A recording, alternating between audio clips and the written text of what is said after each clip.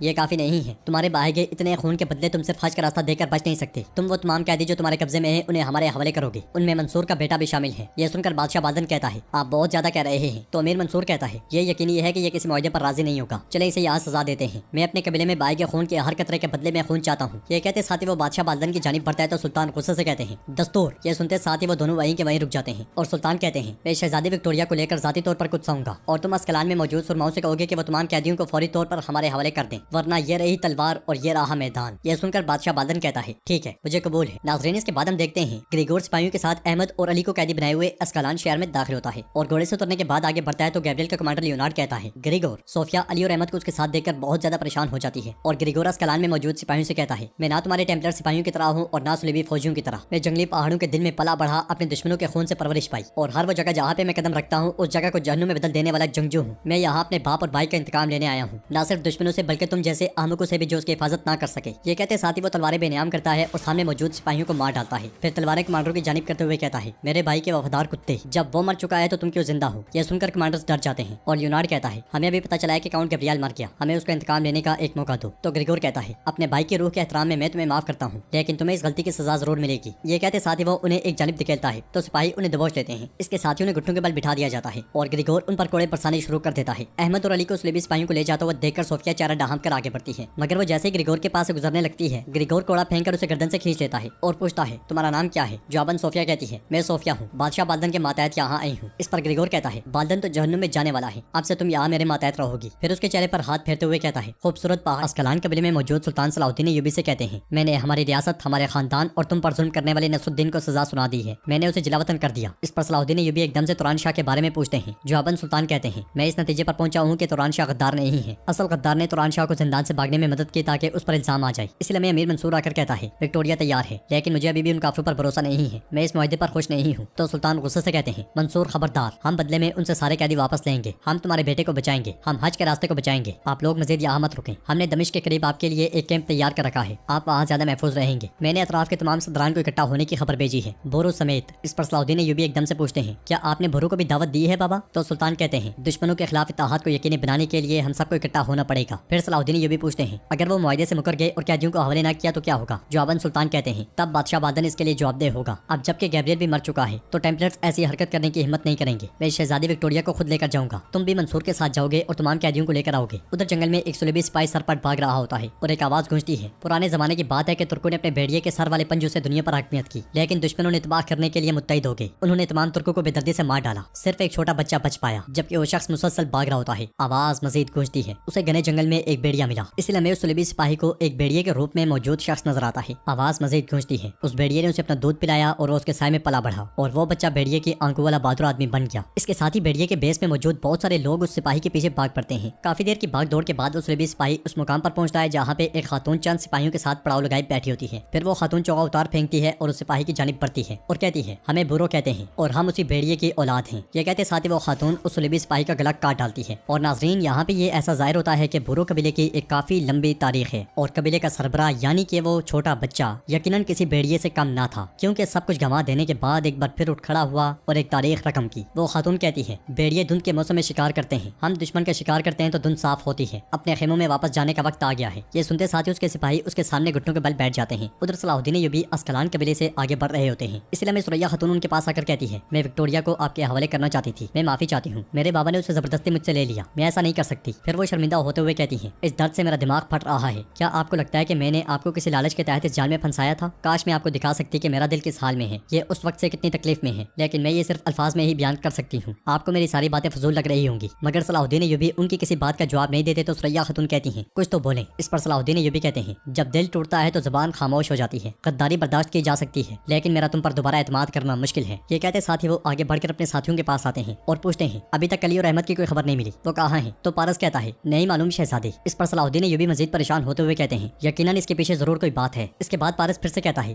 Gabriel کی لاش بھی ابھی تک نہیں ملی۔ جواباً صلاح الدین ایوبی کہتے ہیں سرحد کے غازیوں کو تلاش جاری رکھنے کا کہو، ہم اسکلان جائیں گے اور قیدیوں کو واپس لائیں گے۔ ادھر اسکلان میں گریگور صوفیہ خاتون کے ساتھ بیٹھا کھانا کھا رہا ہوتا ہے اور اسی کمرے میں علی اور احمد پر بدترین تشدد کیا جا رہا ہوتا ہے، ان دونوں کے ہاتھ اور پاؤں بندھے ہوتے ہیں اور ان کے جسموں کو کھینچا جا رہا ہوتا ہے جس کی وجہ سے انہیں بہت تکلیف ہوتی ہے۔ और वो बहुत चीखते चिल्लाते हैं। उन्हें अजियत में देखकर सोफिया भी परेशान हो जाती है। तो ग्रिगोर कहता है हसीन पहाड़ी फूल खाओ। यह सुनकर सोफिया कहती है मुझे भूख नहीं है। तो ग्रिगोर कहता है क्या इस अजियत ज़्यादा चीखो पुकार ने तुम्हारी भूख मिटा दी है। यह सुनते साथ ही सोफिया खाना खाने लग जाती है। इसी लम्हे बादशाह बादन वहाँ आता है। उसे देखकर सोफिया खड़े होने लगती है तो ग्रिगोर उसे फिर से बिठा देता है और कहता है तुम अब से मेरे मातहत हो, आराम से बैठ जाओ। बादन का कमांडर कहता है बादशाह का एहतराम करो ग्रिगोर। जवाबन ग्रिगोर कहता है जिस किसी ने मेरे भाई की मौत को रोकने की कोशिश नहीं की मैं उसकी इज्जत नहीं करूंगा, फौरन मेरे शहर से निकल जाओ। तो बादशाह बादन कहता है टेम्पलर्स ने इस जगह पर मेरी बादशाहत के नाम पर कब्जा किया है। इस पर ग्रिगोर कहता है मेरे भाई की अमानत अब मेरी है तब तक जब तक मैं उसका इंतकाम नहीं ले लेता। यह सुनकर बादशाह बादन कहता है मैंने जंगियों के साथ मुआहदा किया है और तुम तमाम कैदियों को छोड़ दोगे। बादशाह बादन की बात सुनते साथ ही ग्रिगोर गुस्से में खड़ा हो जाता है और चिल्लाते हुए कहता है क्या तुमने उन बदमाशों के साथ मुआहदा किया जिन्होंने मेरे भाई को कत्ल किया? तुमने बिल्कुल वही कदम उठाया जिसकी तुमसे तवक्को की जा सकती थी। तो बादशाह बादन कहता है मैं बदले में अपनी बहन विक्टोरिया को बचाना चाहता हूँ। यह सुनकर ग्रिगोर कहता है मेरे भाई ने उसे बचाने के लिए अपनी जान कुर्बान कर दी और तुम इंतकाम लेने के बजाय मुआहदा कर रहे हो। जवाबन बादशाह बादन आगे बढ़ता है और कहता है इंतकाम जरूर लिया जाएगा लेकिन अभी विक्टोरिया की जिंदगी अहम है। जब संगी आए तो तुम कैदियों को उनके हवाले करोगे। तो ग्रिगोर कहता है ठीक है उन्हें आने दो, मैं छोड़ दूंगा। नाज़रीन इसके बाद हम देखते हैं कि जंगी महल से नसरुद्दीन का सामान निकाला जा रहा होता है और रेहानी नसरुद्दीन से कहता है मैंने आपके लिए पूरी कोशिश की, बदकिस्मती से आपको भी जिलावतन किया जा रहा है और मुझे भी बर्खास्त किया जा रहा है, अल्लाह आप पर अपना करम करे। तो नसरुद्दीन कहता है ये अभी खत्म नहीं हुआ रेहानी, ये तो अभी शुरू हुआ है। तुमने कुछ सिपाहियों का जिक्र किया था जिन पर तुम भरोसा करते हो। जवाबन रेहानी कहता है ये ऐसे सिपाही हैं कि उनमें से हर एक पूरी फौज के बराबर है, मगर आप क्यों पूछ रहे हैं? जवाबन नसरुद्दीन कहता है उनका बंदोबस्त करो, वो उस रास्ते पर हमला करेंगे जिससे हमें ले जाया जाएगा और हमें बचाएंगे। मैं एक राज के पीछे हूँ, अगर वो राज सच होता है तो मेरे पास फौज से भी ज्यादा ताकत होगी और फिर सुल्तान नूरुद्दीन की सल्तनत खत्म हो जाएगी। यह सुनकर रेहानी भी खुश हो जाता है। उधर सुल्तान नूरुद्दीन जंगी शहजादी विक्टोरिया को लेकर कुछ शहर से आगे बढ़ रहे हैं और बगौर हर चीज का जायजा लेते हैं। उन्हें देखकर वहाँ मौजूद मुसलमान उनकी जानिब बढ़ने की कोशिश करते हैं मगर सुलेबी सिपाही उन्हें रोक देते हैं। शहजादी विक्टोरिया को देखकर बाल्दन खुश होते हुए कहता है मेरी प्यारी बहन विक्टोरिया। तो विक्टोरिया कहती है काश मैं भी आपकी तरह खुश हो सकती, लेकिन मेरी असल खुशी का दिन वो होगा जब गैब्रियल की मौत का इंतकाम लिया जाएगा भाई। यह सुनकर बादशाह बादन आगे बढ़ने लगता है मगर सुल्तान उसे रोक देते हैं और पूछते हैं क्या अस्कलान में कैदियों को हमारे हवाले किया जाएगा? यह सुनकर बादशाह बादन कहता है बिल्कुल। उधर सलाहुद्दीन अय्यूबी अमीर मंसूर और सिपाहियों के साथ अस्कलान के दरवाजे पर खड़े होते हैं और कमांडर से कहते हैं हम खलील के साथ कैदियों को लेने आए हैं, उन्हें अभी हमारे हवाले करो। जवाबन यूनार कहता है थोड़ा इंतजार करो, वो जल्दी तुम्हारे सामने होंगे। इसी लम्हे ग्रिगोर सिपाहियों के साथ वहाँ आता है तो सलाहुद्दीन अय्यूबी पूछते हैं तुम कौन हो? जवाबन ग्रिगोर कहता है तुम्हारी मौत, तुम्हारे तजस्सुस का जवाब मेरी आंखों में है सलाहुद्दीन। देखो इन्हें, मेरे भाई गैब्रियल के लिए क्या तुम मेरी आंखों में इंतकाम देख रहे हो? यह सुनकर सलाहुद्दीन अय्यूबी कहते हैं ग्रिगोर। तो ग्रिगोर कहता है जी हाँ, तुम्हारे कुछ सरहदी गाजी लापता हैं, उन्हें बेमकसद तलाश ना करो क्योंकि मैंने उन सबको मार डाला है, लेकिन ये काफी नहीं है। इसके साथ ही उसके इशारे पर सिपाही अहमद और अली को लेकर वहाँ आते हैं। खलील भी उनके साथ होता है और तशद्दुद की वजह से वो सब बिल्कुल निढाल होते हैं। अहमद और अली को देखकर सलाहुद्दीन अय्यूबी और उनके साथी हैरानो परेशान हो जाते हैं और एकदम से आगे बढ़ने की कोशिश करते हैं मगर ग्रिगोर के आदमी उन्हें रोक देते हैं। उधर कुछ शहर में मुआहदों पर मोहर लगा दी जाती है। बादशाह बादन कहता है जैसा कि मुआहदे में लिखा गया है हम हज के रास्ते छोड़ रहे हैं, उनकी हिफाजत अब तुम्हारी जिम्मेदारी है। मुआहदा तय पाते साथ ही शहजादी विक्टोरिया के आगे से रास्ता छोड़ दिया जाता है और उसे देखकर बादशाह बादन कहता है यसु मसीह का शुक्रिया। अगले ही पल शहजादी विक्टोरिया तलवार निकालकर मुआहदा काट डालती है। ये देखकर शेर को एक बजंतनी सिपाही को जहन्नुम वासिल करते हुए कहता है ये एक जाल है। अगले ही पल दोनों तरफ के सिपाही आमने सामने आ जाते हैं। विक्टोरिया तलवार सुल्तान की जानिब करते हुए कहती है गैब्रियल के इंतकाम लिए बगैर तुम्हारे साथ कोई मुआहदा नहीं किया जाएगा। यह सुनकर बादशाह बादन सिपाहियों को रोकते हुए कहता है रुक जाओ सिपाहियों, नूरुद्दीन संगी ये कोई जान नहीं है। फिर विक्टोरिया कहती है सुल्तान नूरुद्दीन इन खुशगवार दिनों से जितना लुत्फ अंदोज होना है हो लो, क्योंकि तुम फिर कभी इसके लिए जिंदा नहीं रह पाओगे। जवाबन सुल्तान कहते हैं शहजादी सच कह रही है क्योंकि हम आज की खुशी का तजुर्बा दोबारा कभी नहीं कर पाएंगे। वो दिन आएगा जब हम इससे भी ज्यादा खुश होंगे क्योंकि उस दिन हम कुछ में फतह का परचम ले। अस्कलान शहर के दरवाजे पर मौजूद सलाहुद्दीन अय्यूबी ग्रिगोर से कह रहे हैं मैंने तुम्हारे भाई को मारा है, मैंने उसे अपने हाथों से पहाड़ से फेंक दिया, अगर तुम्हें वाकई हिम्मत है तो इनको रिहा करो और मेरे साथ लड़ो। तो ग्रिगोर कहता है मैं इसीलिए यहाँ आया हूँ, जिस तकलीफ से मैं गुजरा हूँ तुम उससे भी 1000 गुना ज्यादा तकलीफ से गुजरोगे, तुम मरने की भीख मांगोगे सलाहुद्दीन, मैं अपने भाई गैब्रियल की मौत का बदला लूंगा। यह सुनकर अमीर मंसूर कहता है अपने इंतकाम का हिसाब आपस में देखें, आप मुआहदे की पासदारी करके मुझे मेरा बेटा दें। जवाबन ग्रिगोर कहता है मैं ना बादशाह बादन को जानता हूँ और ना ही नूरुद्दीन जंगी को, मुझे उनके मुआहदे की कोई परवाह नहीं, मैं कैदियों में से किसी को भी तुम्हारे हवाले नहीं करने वाला। बादशाह बादन ने शहजादी विक्टोरिया के लिए मुआहदा किया है, मुझे उस्ताद आजम चाहिए। तो सलाहुद्दीन अय्यूबी कहते हैं मुआहदे की शराइत में ऐसी कोई बात नहीं है, जिस बात पर भी इत्तफाक हुआ है उसकी पासदारी करो। तो ग्रिगोर कहता है मेरे पास मौजूद कैदियों को चाहते हो तो शराइत मेरी मर्जी के मुताबिक होंगी। उस्ताद आजम मेरे और मेरे भाई के लिए बाप जैसा है, इसलिए उसके बगैर मैं इनमें से किसी को भी तुम्हारे हवाले नहीं करने वाला। यह सुनकर सलाहुद्दीन अय्यूबी कहते हैं अगर तुम्हें उस्ताद आजम चाहिए तो अस्कलान देना पड़ेगा, तुम्हारे भाई ने वो नहीं किया जो मैंने कहा उसे, और वो अपनी जान से हाथ धो बैठा, तुम भी अपने भाई के रास्ते पर चलोगे तो अपने सर खो दोगे। यह सुनकर ग्रिगोर कहता है मेरे भाई ने अपनी जान अस्कलान के लिए दे दी, मैं अस्कलान कभी तुम्हारे हवाले नहीं करूंगा। इस पर अमीर मंसूर कहता है यह मुआहदा मैंने अपने बेटे के लिए कबूल किया है, मैं उसके बगैर कहीं नहीं जाने वाला। जवाबन ग्रिगोर कहता है मैं तो बहुत डर गया, ऐ बुड्ढे चुप कर। ये कहते साथ ही वो खलील की उंगली काटकर अमीर मंसूर की जानिब फेंक देता है। ये देखकर सलाहुद्दीन अय्यूबी समेत सबको बहुत उकसाता है और वो ग्रिगोर के सिपाहियों पर टूट पड़ते हैं। तो ग्रिगोर चिल्लाते हुए कहता है सलाहुद्दीन के सामने उसके सिपाहियों को मार डालो। ये सुनते साथ ही उसके सिपाही अहमद और अली को लेकर आगे बढ़ते हैं तो सलाहुद्दीन अय्यूबी एकदम से अपने साथियों को रोक देते हैं। तो ग्रिगोर कहता है, क्या तुम अब समझ गए मैं तुम्हारे साथ क्या कर सकता हूँ सलाहुद्दीन? अस्कलान का पीछा छोड़ दो, अपने हाथों से उस्ताद आजम को मेरे हवाले करो। यह सुनकर अमीर मंसूर सलाहुद्दीन अय्यूबी से कहता है, सलाहुद्दीन मान जाओ। मगर सिपाही अहमद कहता है, हिम्मत मत हारें शहजादे, हमने अस्कलान के लिए बहुत कुछ बर्दाश्त किया है, हमने कई जानें गंवाई हैं, हिम्मत ना हारें। इसके बाद अली कहता है, हमारे भाई शहंशाह की तरह इस मकसद के लिए हम भी खुशी से जान देंगे, हमारे बारे में नहीं, हमारे मकसद के बारे में सोचें। इसके साथ ही सलाहुद्दीन अय्यूबी ग्रिगोर से कहते हैं, तुम्हारा भाई मुझे रोक नहीं सका, तुम्हारा बादशाह डरा नहीं सका, हमारे गद्दार मुझे मेरे रास्ते से हटा नहीं सके, मैं हार नहीं मानूंगा, मैं तुम्हारे सामने नहीं झुकूंगा, कैदियों को बाजियाब करके मैं ये दीवारें तुम्हारे सर पर गिरा दूंगा। तो ग्रिगोर कहता है, तुम्हारे साथ हमारी जंग बहुत खूनी होगी, लेकिन मेरा मकसद इंतकाम है सलाहुद्दीन, ये जंग तब खत्म होगी जब मैं अपना इंतकाम लेकर तुम्हें खत्म कर दूंगा। नाज़रीन, इसके बाद हम देखते हैं बोरो कबीले के सरदार तख्त पर बैठे तलवार तेज कर रहे हैं। इसलिए मैं असमत खातून सिपाहियों के साथ वहाँ आती हैं और कहती हैं, मेरे भाई करबो। तो सरदार करबो खड़े होते हुए कहते हैं, मेरी बहन असमत। फिर असमत खातून कहती हैं, कबीले पर हमला करने की तैयारी करने वाले सुलेबियों को अपने पंजों से पसपा किया, उनके सर यहाँ हैं। असमत खातून के ये कहते साथ ही सिपाही सर सरदार करबो के सामने पेश कर देता है। सरदार अपनी बहन असमत से प्यार करते हुए कहता है, तुम दुश्मन के खिलाफ हमारी इज्जत बरकरार रखती हो, तुम्हारा जलाली चेहरा हमेशा रोशन रहे और सर हमेशा बुलंद रहे। फिर सिपाहियों के जाने के बाद कहते हैं, दुश्मन के खिलाफ जंग क्या खत्म हुई कि हमें नई दावत भी मिली है। असमत खातून के पूछने पर सरदार करबो बैठते हुए कहते हैं, नूरुद्दीन जंगी की तरफ से। इस पर असमत खातून कहती हैं, नूरुद्दीन जंगी की तरफ से? इतनी जल्दी वो कैसे भूल गया जो चंद सालों पहले हमारे साथ उसने किया था? दमिश्क हमसे जबरदस्ती छीन लेने के बाद भी वो ये सोचता है कि हम दोस्त हैं, ऐसा है ना? जवाबन सरदार करबो कहते हैं, उसका मकसद अपने इर्द गिर्द के सरदारों को मुत्तहिद करना है। असमत खातून कहती हैं, सालों पहले जब सल्जूकियों का खात्मा हुआ तो उसने खुद को सुल्तान करार दिया, ये सोच करके कि मैदान खाली है, हमारी तरह वो भी एक सरदार है, वो हमारे बराबर है, हम उसकी बैत करके उसके सामने झुकने वाले नहीं हैं। तो सरदार करबो कहते हैं, उसकी नीयत भी इत्तेहाद नहीं है, बल्कि हर किसी को अपने सामने झुकाना है। जवाबन असमत खातून कहती हैं, तो फिर उसकी चाल में हरगिज मत आना भाई, दावत के लिए मत जाएं। ये सुनकर सरदार करबो सोच में पड़ जाते हैं। नाज़रीन, इसके बाद हम देखते हैं कि जंगी महल में सुल्तान नूरुद्दीन जंगी उमर मल्लाह के साथ लकड़ी की मरम्मत में मसरूफ होते हैं और फिर मस्जिद अक्सा के लिए बनाए गए मिंबर की जानिब देखते हुए कहते हैं, आज जब मैं कुछ में दाखिल हुआ तो मेरा दिल गमगीन हो गया, मेरी आंखें आंसू से भर गईं। मैंने उस दिन का सोचा जब मैं ये मिंबर मस्जिद अक्सा में नस्ब करूंगा। तो दूसरी तरफ मैंने वहाँ के मुसलमानों को देखा, सब सुलेबियों के जुल्म और सितम में तबाह हो गए हैं। मैंने अपने आप से कहा कि बस करो, जब तक इन मजलूमों के लिए कुछ ना किया तो 1000 मिंबर भी बनाओ, क्या फायदा होगा? तो उमर मल्लाह कहते हैं, इंशाअल्लाह फतह हमारी होगी और ये मिंबर जालिमों से मजलूम की हिफाजत करने की निशानी होगी। आपने हज के रास्ते को बचाकर अपना मुकद्दस फर्ज अदा किया है और ये आपके अजीम मकसद की तरफ एक बड़ा कदम है। इस पर सुल्तान अल्लाह का शुक्र अदा करते हैं। इसलिए में वजीर अमाद वहाँ आते हैं और कहते हैं, मेरे सुल्तान आज़मीन हज के रास्ते की तरफ जाने से पहले आपका इंतजार कर रहे हैं। जाने से पहले सुल्तान उमर मल्लाह से कहते हैं, मैं अपने हाथों से इस खैर का सदका निकालना चाहता था, ये बनाई गई चीजें बेच दें और इसकी कमाई गरीब लोगों में सदके के तौर पर तकसीम करें। ये कहते साथ ही सुल्तान चले जाते हैं। उधर ग्रिगोरस कलान के मरकजी कमरे में दाखिल होता है तो तख्त में एक तलवार गड़ी होती है। इस पर ग्रिगोर तलवार निकालकर जैसे ही पलटता है तो सामने विक्टोरिया खड़ी होती है। विक्टोरिया को देखकर ग्रिगोर कहता है, शहजादे विक्टोरिया, मेरे तख्त पर सिर्फ वही नजर जमा सकता है जिसमें मेरे खिलाफ तलवार चलाने की हिम्मत हो। जो अपन विक्टोरिया तख्त के सामने खड़े होते हुए कहती है, तुम्हारा नहीं, ये गैब्रियल का तख्त है, तुम उसका इंतकाम लिए बगैर यहाँ नहीं बैठ सकते। गैब्रियल के कातिल सलाहुद्दीन से तुम वो नहीं ले सके जो तुम चाहते थे। जाओ और हज के रास्ते को खून से रंग दो। हमारे साथ उन्होंने जो किया वो हमें कागज के टुकड़े से भूलने वाले नहीं है। मेरा भाई बाल्दन हज के रास्ते से पीछे हट गया है, लेकिन तुम उसके मातहत काम नहीं कर रहे। हज के रास्ते पर खून बहाने के लिए तुम्हारे सामने कोई रुकावट नहीं है। फिर तलवार ग्रिगोर को देते हुए कहती है, गैब्रियल ने ये तलवार अपने हाथों से मेरे लिए बनाई थी। ग्रिगोर जैसे ही तलवार पकड़ता है तो शहजादी विक्टोरिया तलवार खींच लेती है और कहती है, अगर तुम उसकी अमानत की पासदारी करना चाहते हो तो पहले उसका इंतकाम लो, जाओ और वो करो जो तुम करना जानते हो। इधर जंगी महल के दीवान में आज़मीन हज मौजूद होते हैं, जबकि एक नन्ही सी बच्ची अपने बाबा के इर्द गिर्द घूम रही होती है। इस पर उसके बाबा कहते हैं, रुक जाओ बेटी, सुल्तान आ रहे होंगे। इसी दौरान सुल्तान दीवान में दाखिल होते हैं और वो बच्ची सुल्तान से टकरा जाती है। सुल्तान उससे प्यार करते हुए कहते हैं, माशाल्लाह, मैं भी सोच रहा था कि आज हमारे महल में ये खुशबू कहाँ से आ रही है, मालूम हुआ कि गुलाब की कलियां खिल गई हैं। फिर सुल्तान कहते हैं, अब से हज के रास्ते की हिफाजत हम करेंगे, आप सब मुबारक सरजमीन की तरफ बाहिफाजत पहुंच जाएंगे इंशाअल्लाह, हमारा सलाम भी वहाँ भेजें। तो उस छोटी बच्ची के बाबा कहते हैं, मेरे सुल्तान खुदा आपको सलामत रखे, खुश रहें, कुद्स की फतह आपको और आपके बच्चों को नसीब हो। इस पर सुल्तान आमीन कहते हैं और खुश होते हुए मजीद कहते हैं, माशाल्लाह, तुम्हारी दुआ से हमारे दिलों में फूल खिले हैं। तुम्हारा नाम क्या है? जवाबन वो शख्स कहता है, दमीर जान। फिर सुल्तान उसकी बेटी से प्यार करते हुए कहते हैं, तुम्हारे हाथों और जुबान दोनों पर गुलाब की कलियां उगती हैं। रसूल अल्लाह सल्लल्लाहु अलैहि वसल्लम की इलामत भी गुलाब है। जब आप उनके यहाँ पहुंचो तो हमारा सलाम जरूर कहना और हमारे लिए दुआ करना। अगर अल्लाह ने तुम्हारी दुआएं कबूल की तो तुम्हारी दुआएं हकीकत बन जाएंगी इंशाअल्लाह। फिर सुल्तान शेरको से कहते हैं, हमारे सिपाही जो हज के रास्ते पर तैनात होंगे वो इस काफिले के साथ होंगे। सुलेबी पुरअमन तौर पर पीछे हट गए हैं, लेकिन हम एहतियात करेंगे। जवाबन शेर को कहते हैं, मेरे सुल्तान जो आपका हुक्म। इसके साथ ही आज़मीन हज वहाँ से रवाना हो जाते हैं। उधर ग्रिगोर सिपाहियों के साथ एक खौफनाक खूनी खेल खेलने के लिए रवाना दवा होता है और दूसरी तरफ से आज़मीन हज का काफिला भी अपनी मंजिल की जानिब जा रहा है। काफिले में मौजूद सभी लोग बहुत ज्यादा खुश दिखाई देते हैं। उन लोगों में बच्चे, औरतें और बुजुर्ग भी शामिल हैं। इधर जंगी महल में सुल्तान के सामने सलाहुद्दीन अय्यूबी और अमीर मंसूर खड़े होते हैं। सुल्तान गुस्से से कहते हैं, वो ग्रिगोर नामी मलून कैसे हमारे मुआहदे को तोड़ सकता है? उसने कैदियों को कैसे हवाले नहीं किया? तो अमीर मंसूर कहता है, कुफार ने हमें धोखा दिया, उसके लिए उस बादशाह बाल्दन को जवाब देना पड़ेगा। जवाबन सुल्तान कहते हैं, बादशाह बाल्दन ऐसा करने की हिम्मत नहीं कर सकता, ये ग्रिगोर का काम है। अपने बाप की तरह, अपने भाई की तरह जब तक ये खून खुश्क ना हो जाए हमें आराम नहीं है। फिर अमीर मंसूर सुल्तान से कहते हैं, अपने बेटे से भी पूछे ऐसा क्यों हुआ है? अगर इसने ग्रिगोर को वो दिया होता जो वो चाहता था तो हम हम बेहक वक्त मेरा बेटा और कैदियों को बचा सकते थे। ये सुनकर सुल्तान सलाहुद्दीन अय्यूबी से पूछते हैं, ग्रिगोर आपसे क्या चाहता था? जवाबन सलाहुद्दीन अय्यूबी कहते हैं, उस्ताद आजम, मैंने नहीं दिया क्योंकि ऐसा कोई मुआहिदा नहीं था। ये सुनकर अमीर मंसूर कहता है, मुआहिदा हो गया एक बार, आप जो चाहते थे आपको मिल चुका है, लेकिन मुझसे किया गया वादा पूरा नहीं हुआ। मेरे बेटे को मेरे हवाले नहीं किया गया। अगर आप चाहते हैं कि वो वादा पूरा हो तो उस्ताद आजम ग्रिगोर को दे दें।